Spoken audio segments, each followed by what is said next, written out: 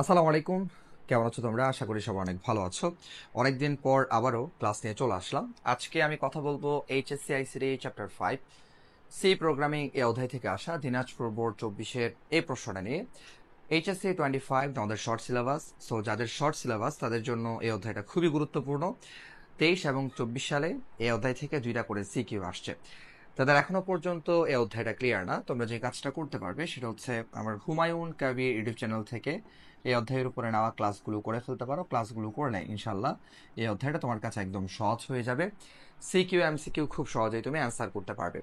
তো চলো আমরা দেখি এই প্রশ্নের উদ্দীপকে কি বলা আছে। আমরা দেখতে পাচ্ছি এই প্রশ্নের উদ্দীপকে একটা সি প্রোগ্রাম দেওয়া আছে। প্রোগ্রামটা আমরা একটু বোঝার চেষ্টা করব, তাহলে আমরা বাকি প্রশ্নগুলো অ্যান্সার করতে পারবো। তো দেখো, শুরুতে hash include stdio dot H main function. এরপরে আমরা দেখতে পাচ্ছি শুরুতে ভ্যারিয়েবল ডিক্লারেশন লাইনের মধ্যে দুইটা ভ্যারিয়েবল আছে, একটা এ আর একটা এস। ওকে, এরপর এস এর মান এখানে শূন্য ধরা হচ্ছে। এরপর আমরা দেখতে পাচ্ছি ফর লুপের কাজ করা হচ্ছে। এই যে এটা হচ্ছে ফর লুপ, রাইট? এখানে লুপের কাজ করা হলো। তো লুপ আমরা জানি, লুপ হচ্ছে তিনটা লুপ আমরা সবাই মোটামুটি জানি, সেটা হচ্ছে ফর লুপ, এরপরে ওয়াইল লুপ, এরপরে ডু ওয়াইল লুপ, রাইট? এই তিনটা লুপ আমরা জানি। তো লুপের সাহায্যে মূলত আমরা এইচএসসিতে বেশিরভাগ যে কাজটা করি সেটা হচ্ছে ধারার যোগফল, ধারার যোগফল কিংবা গুণফল নির্ণয় করে। মানে লুপ থেকে মূলত যদি প্রশ্ন আসে তাহলে যোগফল বা গুণফল বের করা, এটা থেকে হচ্ছে মূলত প্রশ্ন আসে। হ্যাঁ, গুণফল নির্ণয় করি। তবে লুপের অ্যাকচুয়াল কাজ হচ্ছে একটা কাজ বারবার করা, মানে কোনো কাজ বারবার করা, এটা হচ্ছে লুপের অ্যাকচুয়াল কাজ। ওকে, তো এখানে দেখতে পাচ্ছি ফর লুপ দিয়ে কাজটা করা হচ্ছে। আর ফর লুপের ক্ষেত্রে শুরুতে যে মানটা থাকে সেটা হচ্ছে ধারাটা কত থেকে শুরু হচ্ছে, যেটাকে আমরা বলি ইনিশিয়ালাইজেশন। তো শুরুতে আমরা দেখতে পাচ্ছি 2। হ্যাঁ, মানে এর ভ্যালু 2 দেওয়া আছে। এ দিয়ে আসলে ধারার প্রত্যেকটা সংখ্যাকে ডিক্লেয়ার করা হচ্ছে, বোঝানো হচ্ছে। তার মানে ধারাটা শুরু হচ্ছে 2 থেকে। ওকে, এরপর ধারাটা কত পর্যন্ত যাবে সেটা দেওয়া আছে, কন্ডিশন দেওয়া আছে। ইনিশিয়ালাইজেশনের পরে কন্ডিশন দেওয়া থাকে। তো ধারাটা হচ্ছে 100 পর্যন্ত যাবে। অলরাইট, তাহলে ধারাটা হচ্ছে 100 পর্যন্ত যাবে। আচ্ছা, বুঝলাম। এরপরে ধারাটা কত করে বৃদ্ধি পাচ্ছে? ধারাটা 2 করে বৃদ্ধি পাচ্ছে, তাহলে ইনক্রিমেন্ট দেওয়া আছে। হ্যাঁ, তো 2 করে যদি বৃদ্ধি পায়, 2 এর সাথে 2 যোগ করলে 4, 4 এর সাথে 2 যোগ করলে হবে 6, 6 এর সাথে 2 যোগ করলে হবে 8, 8 এর সাথে 2 যোগ করলে হবে 10। এইভাবে করে 100 পর্যন্ত চলতে থাকবে ধারাটা। আচ্ছা, তাহলে ফর লুপের ক্ষেত্রে শুরুতে থাকবে ইনিশিয়ালাইজেশন, তারপরে থাকবে কন্ডিশন, তারপরে থাকবে ইনক্রিমেন্ট কিংবা ডিক্রিমেন্ট, বাড়তেছে নাকি কমতেছে। এরপরে এখানে যোগফলের কাজটা করা হবে, যোগফল নির্ণয় করা হবে। দেন সর্বশেষ যে যোগফলটা থাকবে, যখন কন্ডিশনটা ম্যাচ করবে না তখন সর্বশেষ যোগফলটাকে আউটপুটে দেখানো হবে। হ্যাঁ, তো এই হচ্ছে মূলত আমাদের প্রোগ্রামটা। তো এখন দেখি আমাদেরকে কি বলা আছে। গ প্রশ্নে বলা হচ্ছে উদ্দীপকের প্রোগ্রামের জন্য অ্যালগোরিদম লেখো। যদি তোমাকে উদ্দীপকের প্রোগ্রাম দিয়ে দেয় তাহলে গ প্রশ্নে তোমাকে বলবে তোমাকে ফ্লো চার্ট করতে অথবা অ্যালগোরিদম করতে। ঠিক আছে, তো চলো আমরা করে ফেলি অ্যালগোরিদমটা, এটা সহজ। অ্যালগোরিদমটা আমাদেরকে করতে বলছে।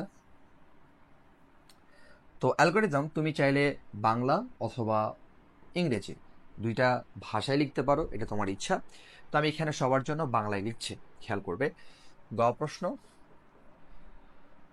শুরুতে আমরা লিখব ধাপ 1। ধাপ 1-এ সবসময় কি হয়? আমরা সবসময় যে কাজটা করি সেটা হচ্ছে প্রোগ্রাম প্রোগ্রাম শুরু প্রোগ্রাম শুরু করি। আচ্ছা, তারপরে ধাপ 2-এ ধারার ক্ষেত্রে আমরা যে কাজটা করব, এই ধারার চলকের মানগুলো ধরে নিব। তো ধারার প্রত্যেকটা সংখ্যাকে আমরা এ চলক দিয়ে ডিক্লেয়ার করলাম। তাহলে আমরা এখানে লিখব এ ইকুয়াল টু, এ চলক দিয়ে 2, 4, 6, 8 একদম 100 পর্যন্ত সবগুলো চলককে আমরা এ চলক দিয়ে ডিক্লেয়ার করলাম। এরপরে আমরা এই যে ধারার যোগফলটা বের করে যোগফলটা রাখার জন্য একটা চলক নিচ্ছি, সেটা হচ্ছে এস। তো এটার মান আমরা শুরুতে কত ধরে নেই? 0 ধরে নেই। কেন ধরে নেই? কারণ হচ্ছে যখন তুমি এস এর মানটা 0 ধরে নিচ্ছ, এর মানে প্রোগ্রাম বুঝে নিচ্ছে শুরুতে কোনো যোগফল নাই। ঠিক আছে, তো আমরা এস ইকুয়াল 0 ধরে নিই। তো অনেকের এই জায়গাতে প্রশ্ন থাকে, একটা প্রশ্ন অনেকের আছে, সেটা হচ্ছে স্যার এই যে আপনি এখানে লিখলেন s ইকুয়াল 0, একটা ইকুয়াল দিলেন, তো একটা ইকুয়াল কখন দেওয়া হয়, দুইটা ইকুয়াল কখন দেওয়া হয়, এটা নিয়ে অনেকের একটু কনফিউশন আছে। তুমি যখন লিখবা s ইকুয়াল 0 কিংবা তুমি যখন লিখবা a ইকুয়াল 10, এর মানে হচ্ছে তুমি 10 এই সংখ্যাটাকে এই চলকের মধ্যে অ্যাসাইন করছো। হ্যাঁ, মানে 10 সংখ্যাটাকে তুমি এই চলকের মধ্যে রাখছো, এর ভ্যালু হচ্ছে 10। ঠিক আছে, তো s s ইকুয়াল তুমি যখন 0 লিখছো, এর মানে হচ্ছে 0টাকে তুমি s চলকের মধ্যে সাইন করছো, মানে s এটার ভ্যালু হচ্ছে এখন 0। এটা পরে চেঞ্জ হবে, বাট এখন বর্তমানে s এর ভ্যালু হচ্ছে 0, বর্তমানে এর ভ্যালু হচ্ছে 10। ঠিক আছে, তার মানে যখন আমরা একটা ইকুয়াল দিয়ে কোন একটা ভ্যালু লিখি, a ইকুয়াল 10 বা b ইকুয়াল 15 হোয়াট এভার, কোন একটা চলকের পরে তুমি যখন ইকুয়াল দিয়ে কোন একটা সংখ্যা লিখবা, তখন ওই সংখ্যাটাকে তুমি ওই চলকের মধ্যে রাখতেছো, সহজ ভাষায় রাখতেছে, ঠিক আছে, বা অ্যাসাইন করতেছো। আর তুমি যখন দুইটা ইকুয়াল দাও, এর মানে হচ্ছে এরকম যে a ইকুয়াল তুমি লিখছো এখানে 5, এর মানে হচ্ছে তোমার রাইট হ্যান্ড সাইডে 5 আছে, লেফট হ্যান্ড সাইডে হচ্ছে একটা চলক আছে, চলকটা হচ্ছে a। তো তোমার এই চলকের মানটা অন্য কোনো একটা জায়গা থেকে এই চলকের মানটা যদি 5 হয়, তখন তোমার রাইট হ্যান্ড এবং লেফট হ্যান্ড কি হবে, ম্যাচ করবে, মিলে যাবে। ঠিক আছে, আর যদি এই চলকের মানটা 5 না হয়, ধরো 1 2 3 বা 6 এরকম আসতেছে, তাহলে তোমার এই কন্ডিশনটা ম্যাচ করতেছে না। ঠিক আছে, তো মূলত এটা আমরা ওই যে ব্রেক বা কন্টিনিউয়াস স্টেটমেন্টের ক্ষেত্রে দেখতে পাই। তার মানে হচ্ছে যখন তুমি ডাবল ইকুয়াল দিচ্ছ, তখন রাইট হ্যান্ড এবং লেফট হ্যান্ড এটা ম্যাচ করবে, অর্থাৎ এই পাশে 5 আছে আর এখানে এই চলকের মানটা অন্য কোনো জায়গা থেকে 5 হয়ে দুইটা ইকুয়াল হবে। বাট যখন তুমি একটা ইকুয়াল দিচ্ছ, মানে a ইকুয়াল 10 অথবা s ইকুয়াল 0, এর মানে হচ্ছে 0 10 এই সংখ্যাগুলোকে তুমি ইনিশিয়ালি ওই চলকের মধ্যে রাখছো। ঠিক আছে, বুঝতে পারছো বিষয়টা? ওকে, তো এরপরে দেখো, এরপরে আমরা যোগফলটা বের করে ফেলবো। তো এটা আবার অনেকেই হচ্ছে এখানে কন্ডিশনটা দিয়ে দেয়, তো আমি এখানে যোগফলটা দিয়ে দিব। এটা তুমি তোমার মতো করে লিখতে পারো, বাট আমি যেভাবে করাচ্ছি আমি এইভাবেই করাই, তোমরা চাইলে হচ্ছে এইভাবে করতে পারো। তো আবার অনেকেই হচ্ছে মানগুলো ধরার পরে কন্ডিশন দিয়ে দেয়, কন্ডিশন দেওয়ার পরে তারপর হচ্ছে তারা যোগের স্টেপে যায়, বাট আমি আগে যোগের স্টেপে যাচ্ছি, তারপর কন্ডিশন দিব। তো খেয়াল করো, আমি এখানে ধাপ 3 লিখবো। প্রথমে যোগফলটা বের করে ফেলবো, s equal s plus a। হ্যাঁ, এটা নির্ণয় করি, কি লিখবো, নির্ণয় করি। আচ্ছা, এরপরে ধাপ 4, ধাপ 4-এ হচ্ছে ইনক্রিমেন্ট করতে হবে। তুমি শুরুতে যোগফল বের করার পরে প্রথম যোগফলটা এখানে রয়ে যাবে, এরপর হচ্ছে তুমি এর ভ্যালুটাকে চেঞ্জ করবা, যেহেতু 2 করে বাড়তেছে, তাহলে এর ভ্যালু হচ্ছে প্রথমবার যখন যোগ হবে তখন s এর ভ্যালু 0, এর ভ্যালু 2, তাহলে প্রথম যোগফলটা আসবে 2, বিকজ 2 প্লাস 0 ইকুয়াল 2 আসবে। প্রথম যোগফলটা এই জায়গায় রয়ে যাবে, তারপরে এর মানটা 2 থেকে চেঞ্জ হয়ে 4 হবে, কারণ 2 করে বৃদ্ধি পাচ্ছে এর ভ্যালুগুলো। ঠিক আছে, তাহলে এখানে আমরা লিখবো a ইকুয়াল a প্লাস 2, মানে ইনক্রিমেন্টটা লিখবো, এটা নির্ণয় করি। ওকে, নির্ণয় করি। আচ্ছা, তারপরে আমরা লিখব ধাপ 5, এখন আমরা কন্ডিশনে যাব। ঠিক আছে, তো আমি প্রথমে হচ্ছে যোগফলটা বের করে ফেললাম, তারপর হচ্ছে ইনক্রিমেন্ট, ইনক্রিমেন্ট থাকলে ইনক্রিমেন্ট করব, ডিক্রিমেন্ট থাকলে ডিক্রিমেন্ট করব, তারপর হচ্ছে আমরা কন্ডিশনে যাব। অনেকেই হচ্ছে ধাপ 3-এ কন্ডিশন দেয়, তারপর হচ্ছে যোগফল এবং ইনক্রিমেন্টের কাজটা করে, বাট আমি ওইভাবে করতেছি না, আমি এইভাবে করতেছি। ঠিক আছে, তো তুমি যে কোনো একটা ফলো করবা। তো খেয়াল করো, এখানে আমরা এখন কন্ডিশন দিব, আমরা লিখবো হচ্ছে যদি, যদি a লেস দ্যান ইকুয়াল 100, হ্যাঁ, সত্য হয়, সত্য হয়, তাহলে যতক্ষণ পর্যন্ত এর মানটা 100 এর সমান অথবা 100 থেকে ছোট থাকবে, ততক্ষণ এই যে যোগফল বের করার কাজটা চলতে থাকবে। ঠিক আছে, এটাই হচ্ছে লুপের কাজ। যতক্ষণ পর্যন্ত এর মানটা 100 থেকে ছোট থাকবে অথবা 100 এর সমান হবে, ততক্ষণ যোগফল বের করার কাজটা চলতে থাকবে। ঠিক আছে, তো এটা যদি সত্য হয়, তাহলে আমরা বলবো যোগের কাজটা কত নং ধাপে আছে? 3 নং ধাপে আছে, তাহলে বলবো 3 নং ধাপে যায়। আর যদি এটা সত্য না হয় সেক্ষেত্রে হচ্ছে আমরা কি করবো, আমরা লিখবো অন্যথায় এর পরের ধাপ যেটা 6 নং ধাপ, সেটা আমি লিখে দিচ্ছি, অন্যথায় 6 নং ধাপে যায়, 6 নং ধাপে যায়। ঠিক আছে, তো 6 নং ধাপে আমরা কি করব, আমরা 6 নং ধাপে মূলত আমাদের সর্বশেষ যোগফল, অর্থাৎ যোগ হতে হতে মানে যোগফল বের হতে হতে এমন একটা পর্যায়ে চলে গেল এর মানটা 100 থেকে বড় হয়ে গেল, তখন তো কন্ডিশনটা আর ম্যাচ করবে না। তো কন্ডিশন যদি ম্যাচ না করে তখন আমরা কি করব, সর্বশেষ যে যোগফলটা ছিল সেটাকে প্রিন্ট করে দিব, আউটপুটে দেখাবো। আমরা এখানে লিখব এস এর মান ছাপাই, অথবা প্রিন্ট করে লিখতে পারো, তোমার ইচ্ছা। তারপর ধাপ 7 লিখব প্রোগ্রাম শেষ করি।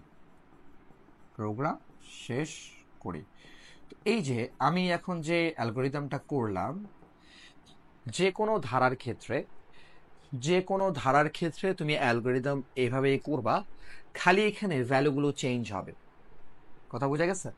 এখানে ইনক্রিমেন্টের পরিবর্তে ডিক্রিমেন্ট হইতে পারে, এখানে a+2 এর পরিবর্তে এখানে a+5 থাকতে পারে, অথবা এখানে হচ্ছে a+2 এর পরিবর্তে a-2 থাকতে পারে। জাস্ট এই জায়গাগুলোতে হচ্ছে চেঞ্জ আসবে, আর কিছু না। কথা বুঝতে পারছো? বাকি সব সেম, খালি এখানে a=2 দেওয়া আছে, এখানে অন্য কোনো চলক দিয়ে থাকতে পারে। ঠিক আছে, s=0, এটা তো হচ্ছে সাধারণত s=0 থাকে। তারপর যোগফলটা যেমন আছে তেমনই থাকার কথা, খালি এখানে এর জায়গায় অন্য কোনো চলক থাকতে পারে। তারপর এখানে এই যে ইনক্রিমেন্টের পরিবর্তে ডিক্রিমেন্ট থাকতে পারে, বা অন্য কোনো চলক দিয়ে থাকতে পারে। তারপর এখানে কন্ডিশনটা এভাবে আছে, অন্য কোনো কন্ডিশন থাকতে পারে, আর বাকি সব সেম। সো এটা হচ্ছে যে কোনো ধারার যখন তুমি অ্যালগোরিদম করবা, মানে এভাবে করেই তুমি করবা, এটা শিখলেই এনাফ। ওকে, তো চলো এরপরে কি বলা হচ্ছে আমরা দেখি। এরপরে আমাদেরকে বলা হচ্ছে উদ্দীপকের প্রোগ্রামটি ডু হোয়াইল ব্যবহার করে লিখো। তো এটা খুব কমন একটা প্রশ্ন, সেটা হচ্ছে যদি লুপ থেকে প্রশ্ন আসে, যদি তোমাকে উদ্দীপকে ওয়াইল দিয়ে দেয়, সেটাকে তোমাকে ডু হোয়াইল দিয়ে করতে বলবে, অথবা মানে ফর দিয়ে করতে বলবে। যদি ফর দিয়ে দেয় সেটাকে তোমাকে ওয়াইল বা ডু হোয়াইল দিয়ে বাস্তবায়ন করতে বলবে। এরকম প্রশ্ন, মানে এটা খুব কমন একটা প্রশ্ন। তো চলো এখন আমরা ঘ প্রশ্ন সমাধান করে ফেলবো। মানে এটা দেখেই, এই যে প্রোগ্রাম যেটা দেওয়া আছে সেটা দেখে আমরা ঘ প্রশ্নটা করে ফেলতে পারবো। ওকে, তো আমরা খুব দ্রুত এই কাজটা করব।